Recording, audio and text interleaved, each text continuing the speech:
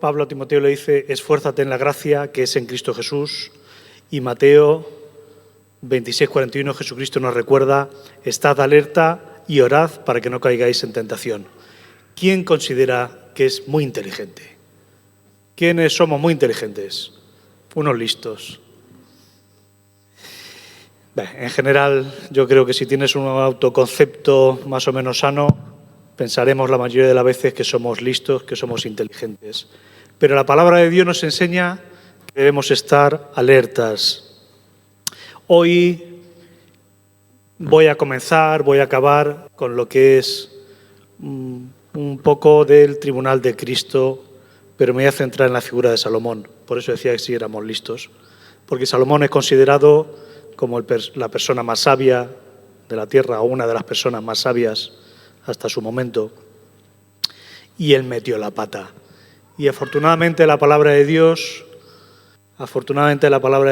nos pone tanto los buenos ejemplos como los malos ejemplos, para que aprendamos de todo, de los buenos y de los malos.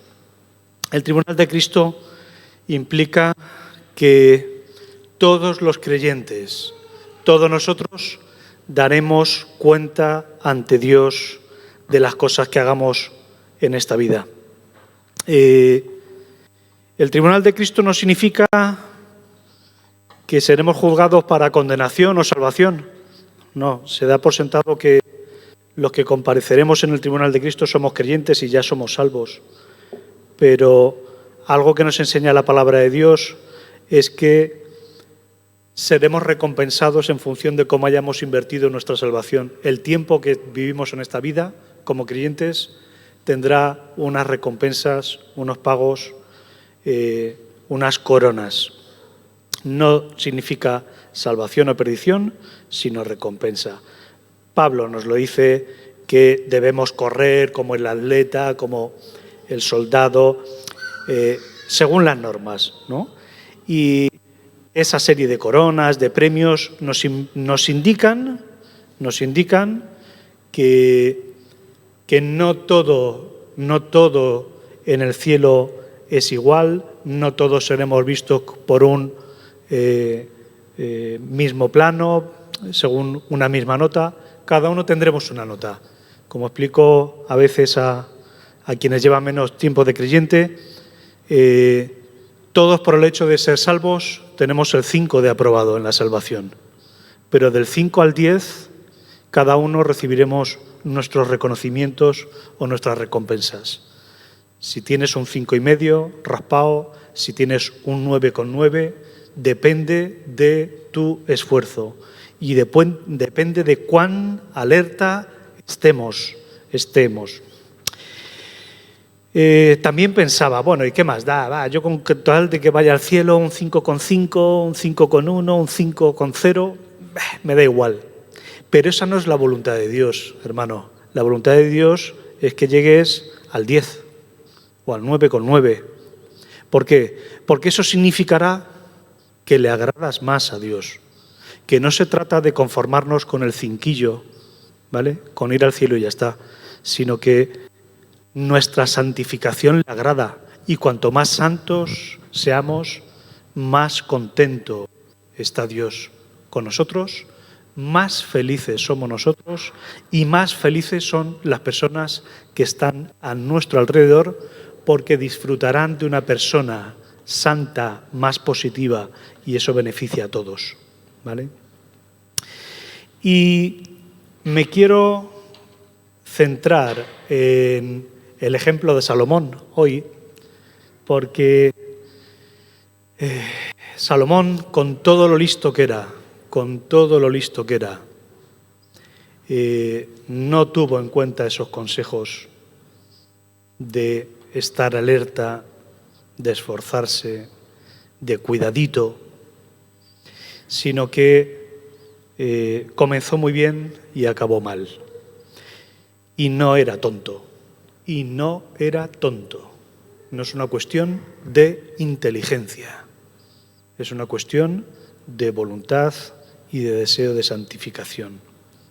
Al comienzo, Salomón al comienzo de su vida, comienza muy bien. Dios pacta con él, con David y con él, para bendecirlo, pero es advertido. Dios le dice: te voy a bendecir mucho, y por amor a tu padre David te voy a bendecir mucho, a ti, a tu descendencia y a mi pueblo, a Israel. Pero en el versículo 6 de 2 de Crónicas 9 dice: pero si obstinadamente te apartas de mí, os apartáis de mí, y subrayo obstinadamente. Eso me recuerda a 1 de Juan, cuando dice: el que pecare, el que practica el pecado voluntariamente, es decir, el que persiste, se encabezona y no se arrepiente, ¿vale? Mas si obstinadamente os apartaréis de mí, vosotros y vuestros hijos, y no guardaréis mis mandamientos y mis estatutos que yo he puesto delante de vosotros, sino que fuereis y sirviereis a dioses ajenos y los adorareis, yo cortaré a Israel de sobre la faz de la tierra que les he entregado, y esta casa que he santificado a mi nombre, yo la echaré de delante de mí, e Israel será por proverbio y refrán a todos los pueblos. Salomón comienza bien, tiene la promesa de Dios de bendición, pero es advertido: cuidado de tomarte a la ligera la relación conmigo, porque yo soy tu padre que te ama. Pero, como dice otros pasajes, no va a reír las gracias de los pecados, no va a llamar al bien mal y al mal bien. No es así. Dios es santo, justo, recto y quiere las cosas bien hechas. Salomón comienza bien, se beneficia del favor de Dios. En Primera Reyes, en Segunda de Crónicas, nos dice que era admirado. Dios cumple su parte del pacto. Mientras Salomón, mientras Israel están bien relacionados con Dios, buscando su ley, su palabra, su santidad, les va muy bien como país, y a Salomón le va muy bien. De hecho, desde África vienen a conocerle porque oyen, y no tenían internet, ¿vale? Oyen que era un rey muy sabio, muy afortunado, muy bendecido por su Dios. Ese Dios al que servía ahí en Israel es conocido gracias a ese buen ejemplo de Salomón. Y era admirado, tuvo mucho éxito, muchísimas riquezas. Le traían riquezas otros reyes. Lo que comerciaban los israelitas era prosperado y vivían como país en mucha abundancia. Tenían mucho éxito, muchísimo éxito. Pero posiblemente ese es uno de los errores que podemos tener en la vida. Posiblemente Salomón murió de éxito. Igual que Nabucodonosor, me imagino, el éxito se le subió a la cabeza. Y quiero leer como pasaje principal la caída de Salomón, cuando se llena de éxito y entonces se olvida del pacto que Dios había hecho con él. Te voy a bendecir, pero tú tienes que perseverar. Y vamos a leerlo en Primera de Reyes, capítulo 11, del 1 al 13, que dice así, como viene ahí: ahora bien, además de casarse con la hija de Faraón, el rey Salomón tuvo amoríos con muchas mujeres moabitas, amonitas, edomitas, sidonias e hititas, todas ellas mujeres extranjeras, que procedían de naciones de las cuales el Señor había dicho a los israelitas: no se unan a ellas, ni a ellas a ustedes, porque de seguro les desviarán el corazón para que sigan a otros dioses. Con tales mujeres se unió Salomón y tuvo amoríos. Tuvo 700 esposas que eran princesas y 300 concubinas. Todas estas mujeres hicieron que se pervirtiera su corazón. En efecto, cuando Salomón llegó a viejo, las mujeres le pervirtieron el corazón, de modo que él siguió a otros dioses, con lo listo que era. Y no siempre fue fiel al Señor, su Dios, como lo había sido su padre David. Por el contrario, Salomón siguió a Astarte, diosa de los sidonios, y a Moloc, el detestable dios de los amonitas. Así que Salomón hizo lo que ofende al Señor y no permaneció fiel a él como su padre David. Fue en esa época cuando, en una montaña al este de Jerusalén, Salomón edificó un altar pagano para Quemos, el detestable dios de Moab, y otro para Moloc, el despreciable dios de los amonitas. Lo mismo hizo en favor de las mujeres extranjeras, para que éstas pudieran quemar incienso y ofrecer sacrificios a sus dioses. Entonces el Señor Dios Israel se enojó con Salomón porque su corazón se había apartado de él, a pesar de que en 2 ocasiones se le había aparecido y le había prohibido que siguiera a otros dioses. Como Salomón no había cumplido esa orden, el Señor le dijo: ya que procedes de este modo y no has cumplido con mi pacto ni con los decretos que te he ordenado, puedes estar seguro de que te quitaré el reino y se lo daré a uno de tus siervos. No obstante, por consideración a tu padre David, no lo haré mientras tú vivas, sino que lo arrancaré de la mano de tu hijo. Y a este también, por consideración a mi siervo David y a Jerusalén, no le quitaré todo el reino, sino que le dejaré una sola tribu, la cual ya he escogido. Vemos aquí cómo desde Moisés, Dios había prohibido que los israelitas se casaran con mujeres de las culturas de alrededor. ¿Por qué? Porque Jesucristo tenía que venir de Israel. Jesucristo tenía que nacer de Israel. Los profetas, la palabra de Dios, el mensaje de Dios, para beneficio a toda la humanidad, tenía que ser protegido. Y para ser protegido, Israel tenía que tener una identidad propia, no desaparecer y diluirse entre las otras culturas. Y al mezclarse Salomón o cualquiera de ellos con las mujeres, con los hombres de las otras culturas, se difuminaban y desaparecerían culturalmente porque eran una nación pequeñita, muy pocos. Y al mezclarse con otros, desaparecen su identidad. Y Dios no quería que desaparecieran porque el Mesías tenía que venir por aquí, por Israel, y los profetas y todo el mensaje de Dios tenía que venirnos por Israel. Por eso Dios es tajante y Dios no es tolerante con lo multirreligioso, con la libertad de religión. Israel es distinto a nuestra época. Dios, por supuesto, quiere que se acceda a Él desde la libertad y desde la voluntariedad, por supuesto. Pero con Israel tiene un trato especial, distinto, porque tenía que permanecer como pueblo para que el Mesías pudiera venir. Así que podemos decir que Israel tiene una teocracia bien entendida, perfecta, no como otras muchas veces en la historia se ha querido hacer una teocracia religiosa desde el cristianismo o desde el islam o desde donde sea. Eso no son teocracias dignas de ser llamadas así. Pero con Salomón, con David, sí quería Dios gobernar en Israel y que no hubiera mezclas, porque el beneficio para toda la humanidad tenía que venir por medio de esa fidelidad de Israel. Pero Salomón, con todo lo listo que es, desobedece. ¿Y por qué desobedece?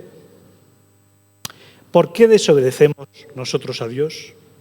Pese a que era tan inteligente y pese a que le iba tan bien, tenía tanto éxito, tanta riqueza, tanta inteligencia, tanta admiración, tanto estatus internacional. ¿Por qué desobedece Salomón? ¿Por qué desobedecemos nosotros cuando somos tan bendecidos por Dios? ¿Por qué? ¿Qué le ocurre? ¿Por qué se echa a perder cuando todo le va tan bien? Y se me ocurren 3 cositas, entre, no sé si 400 que pueda haber. Voy a resaltar 3. Lo primero, el enfriamiento. El enfriamiento en las relaciones de Salomón con Dios, en las convicciones de la seriedad de la relación con Dios. El versículo 11:9 dice: su corazón se había apartado del Señor. A partir de ser condescendiente, pluralista, flexible con las mujeres de las otras culturas con las que se había casado o tenía concubinas, su corazón se desvió, se apartó de Dios. Relativizó, posiblemente, y como decía antes, de lo que era una nación con una ética, con una legislación clara, santa, buscando el bien. Era la cultura, si nosotros la comparáramos, que no nos da tiempo ahora, ¿vale?, pero voy a dar una pincelada. Éticamente estaban a años luz de las otras culturas de unos kilómetros alrededor. La gente de alrededor, las culturas de alrededor, como vamos a ver ahora, sacrificaban niños, mataban a diestro y siniestro para que las cosechas le fueran bien. Dios era santo y no quería mezclas con ese tipo de religiones porque querían que les fuera bien las cosas y tuvieran una buena relación con Él. Pero Salomón se enfría en las relaciones, su corazón se aparta y relativizó la libertad religiosa. Posiblemente también pecó de exceso de confianza. Como era tan listo y tan poderoso y había tenido el favor de Dios y Dios le concedió el don de la sabiduría, seguramente pensó: bueno, a mí no me va a pasar lo que a mi padre, a mí no me va a pasar lo que a los antepasados cuando venían de Egipto a tomar Palestina, no me va a pasar a mí, yo no la voy a piciar, yo no voy a meter la pata, no me voy a desviar tanto. Solo un poquito, flexibilicemos. Y ese exceso de confianza, el ir de sobrado, seguramente pesó mucho en estropear su vida.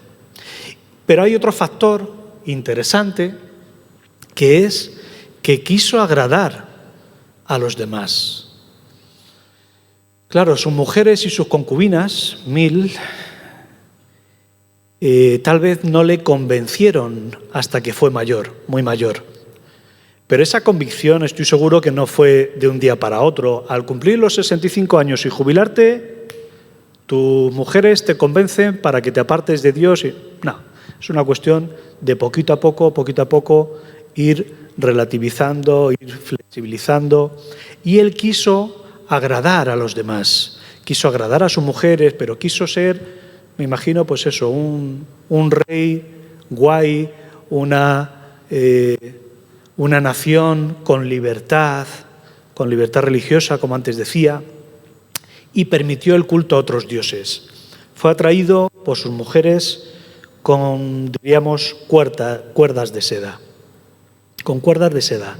Y terminó, nos dice Primera Reyes 11:6, edificando altares. Él edifica altares a otros dioses. Dios le había dicho: te bendeciré, te irán las cosas muy bien, pero sé fiel a mí. Y Dios cumplió su palabra.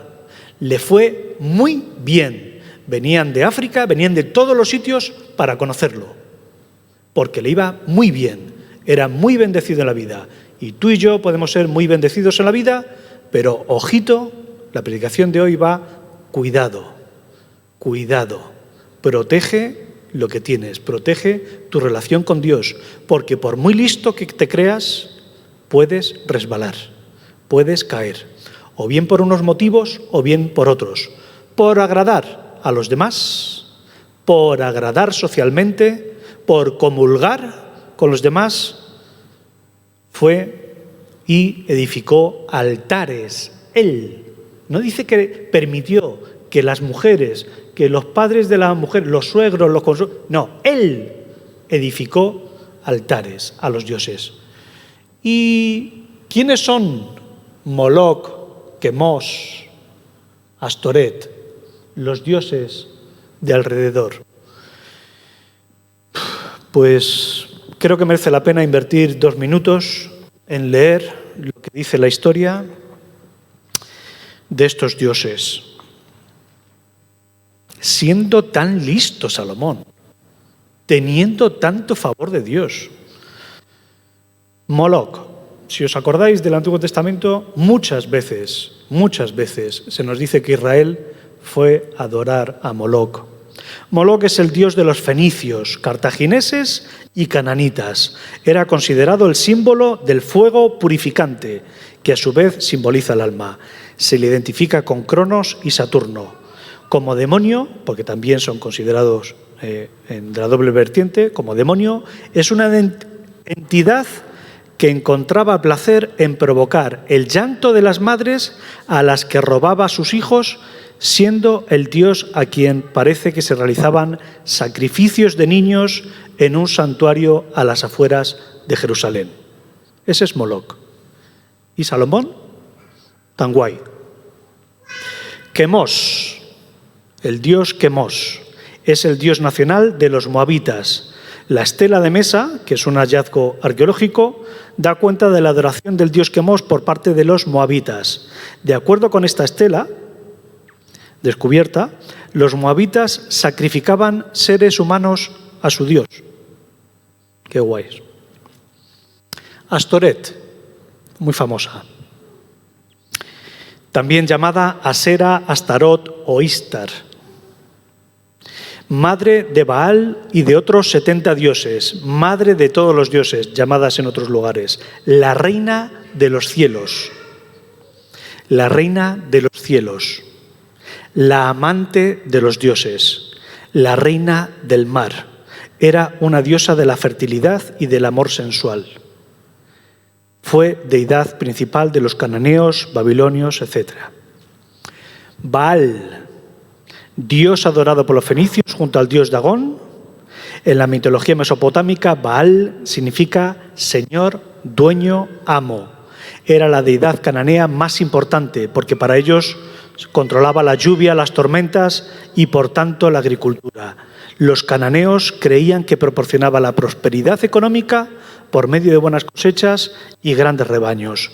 Baal, también llamado Bael, Belcebú y el señor de las moscas, ¿os suena? Es uno de los 7 príncipes del infierno que representa, además, el pecado de la gula. Y nuestro hermanito Salomón comulga con estos dioses, con todo lo listo que era y todo lo beneficiado que fue por Dios y lo cerca que estuvo del corazón de Dios. Pero, ¿cuál es el problema? ¿Cuál es la diferencia entre Salomón y David, su padre, que también cometió errores? ¿Cuál es la principal diferencia? Que David se arrepintió rápidamente. Cuando metió la pata, buscó rápidamente la reconciliación con Dios. Mientras que Salomón acaba sus días sin arrepentirse. Mete la pata hasta este punto, hasta el fondo, y como se va mezclando con otras religiones, se va mezclando con otros dioses, nosotros no somos quién para juzgar, ni a mí me interesa averiguar si Eclesiastés lo escribió ya arrepentido cuando tenía 80 años, después de estas movidas de desviarse de la voluntad de Dios, pero en Crónicas no se nos dice claramente, ni en Crónicas ni en Reyes, no se nos dice claramente que se arrepintiera. Es decir, que puede ser que acabara sus días con estos problemas. Y por estos problemas de desviarse del camino de Dios, su reino fue quitado a sus descendientes y solo Judá permaneció en los caminos del Señor. El reino del norte, las 10 tribus, 10 de 12, fueron quitadas prontamente por el imperio asirio. Pagó las consecuencias. Dios retiró la bendición de Salomón, puesto que Salomón obstinadamente se apartó del corazón de Dios. Así que Dios es fiel, Salomón es infiel, no se arrepienta,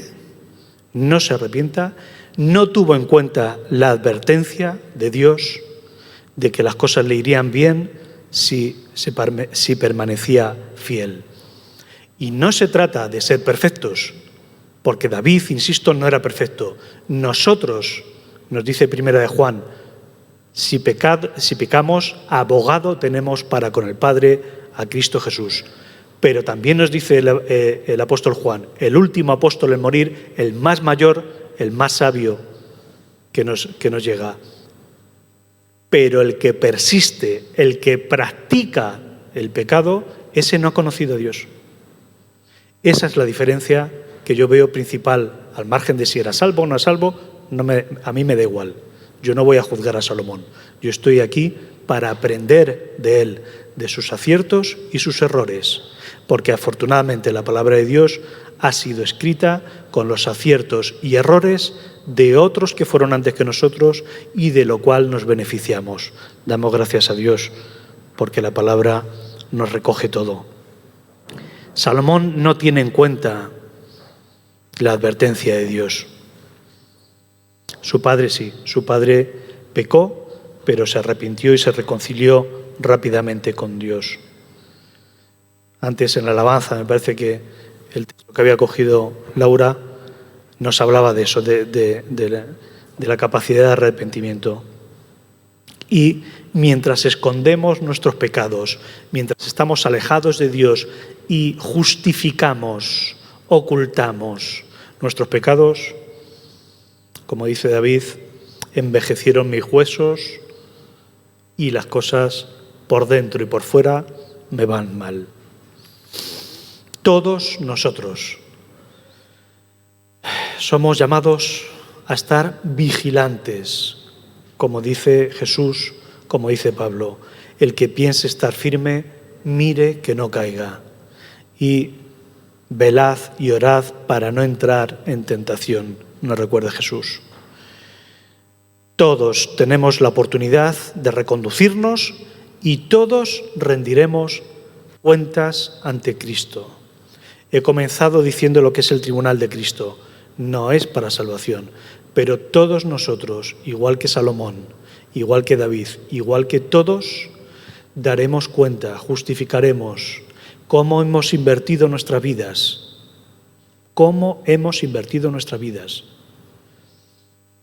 para la gloria de Dios. Dios siempre está con los brazos abiertos, siempre. Dios nos ama mucho y Dios siempre cumple su parte. De nosotros depende el cumplir la nuestra. Segunda de Corintios 5, del 7 al 10, dice: porque por fe andamos, no por vista, pero confiamos, y más quisiéramos estar ausentes del cuerpo y presentes al Señor. Por tanto, procuramos también, o ausentes o presentes, serle agradables, porque es necesario que todos nosotros comparezcamos ante el tribunal de Cristo, para que cada uno reciba según lo que haya hecho mientras estaba en el cuerpo, sea bueno o sea malo. Todos daremos cuenta de cómo hemos invertido nuestro tiempo, nuestra confianza en Dios, nuestra santidad. Y Dios quiere que aspiremos al 10. Dios quiere que aspiremos al 10. Pablo, cuando dice a los hermanos, os escribo a los santos de Colosas, a los santos de Corintios, está hablando de la santidad que nos da la salvación. Porque Dios nos ha comprado y nos ha regalado, nos ha apartado. Santo significa apartado para algo. Dios ya nos ha apartado y tenemos el 5, pero Dios quiere que nosotros voluntariamente tengamos el deseo de tener una relación fiel con Él, agradable, cariñosa, de ser buenos hijos, porque Él es un buen Padre. ¿Qué es lo que desvía tu corazón del camino recto? ¿Qué es lo que desvía mi corazón de la santidad perfecta para con Dios? No nos confiemos, no nos durmamos en los laureles. Salomón era muy listo, y empezó muy bien. No es una cuestión de inteligencia, es una cuestión de voluntad, de santificación. Dios pide nuestra voluntad. No nos confiemos, no nos durmamos en los laureles. Dios no nos reirá los pecados y de muchos de ellos sufriremos consecuencias aquí, en esta vida. Y aunque el tribunal de Cristo no nos sea para salvación o condenación, sí que seremos juzgados por nuestros pecados, pero no solo por nuestros pecados, sino por cuánto hemos dado de sí. Si Dios te ha dado 4 dones, como nos dice Jesús, y no multiplicas, no inviertes, no estás desarrollando tu vida, invirtiendo tu vida en beneficio de otros que se aprovechen de ti, donde tú les bendigas a otros y te estás guardando tus talentos, te estás guardando tus dones y los estás infrautilizando, darás cuenta de ello. No solo son pecados, o por lo menos los pecados que podemos encontrar en los 10 mandamientos u otros, sino cómo has dado de sí. Daremos cuenta de qué hemos hecho con nuestro tiempo, con nuestras relaciones, con nuestros dones. Todos los creyentes iremos al cielo, pero recibiremos nuestras recompensas en función de eso. Y Dios quiere que tengas muy buena nota. Dios aspira, Dios te pide santificación, que des de sí, que te esfuerces, porque si, como Salomón, nos confiamos y nos quedamos parados, si nos quedamos parados lo que hacemos es caernos, casi seguro. El que piensa que está guay, que está firme, puede caerse, porque es así. Nos quedamos petrificados muchas veces en la vida.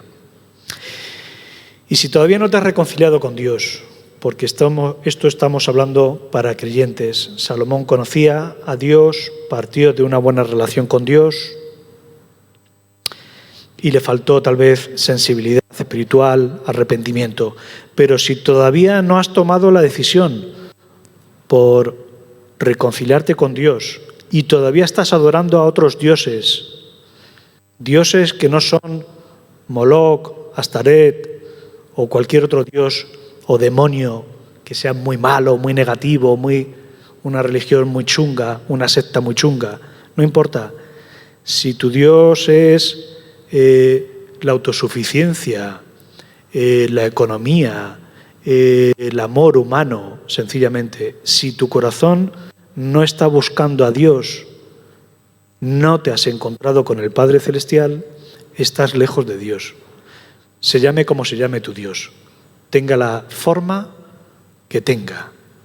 Si no te has reconciliado con Dios, estás lejos de Dios y sufrirás lo mismo, las mismas consecuencias que aquellos que han hecho locuras, sacrificando niños, quemando niños en las afueras de Jerusalén, como Salomón permitió. Pero Dios es bueno y Dios está con los brazos abiertos para el arrepentimiento.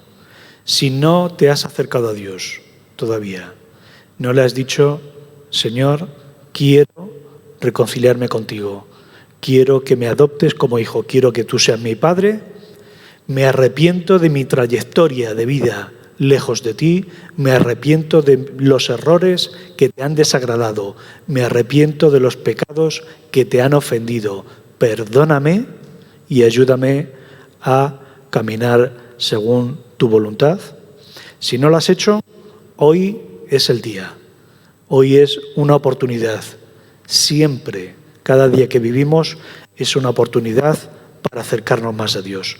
Los que están lejos, los que nunca se han reconciliado con Dios, para que lo hagan por primera vez. Y los que ya estamos reconciliados con Dios, para que nos propongamos velar, estar firmes y buscar la buena nota en la vida, la buena nota en el camino de Dios, en la santidad. Amén. Vamos a orar para pedir la ayuda de Dios, porque nosotros sabemos que aunque hay parte de nuestra voluntad el querer hacer las cosas bien, necesitamos, por supuesto, igual que Salomón tuvo pacto con Dios, que Dios ponga de su parte en nuestra vida. Vamos a pedirle a Dios conjuntamente que Dios ponga su parte del pacto, que está deseando bendecirnos, ayudarnos a santificarnos, y que Él nos ayude también a ser inteligentes verdaderamente, es decir, que busquemos la santidad de corazón verdaderamente. Amén.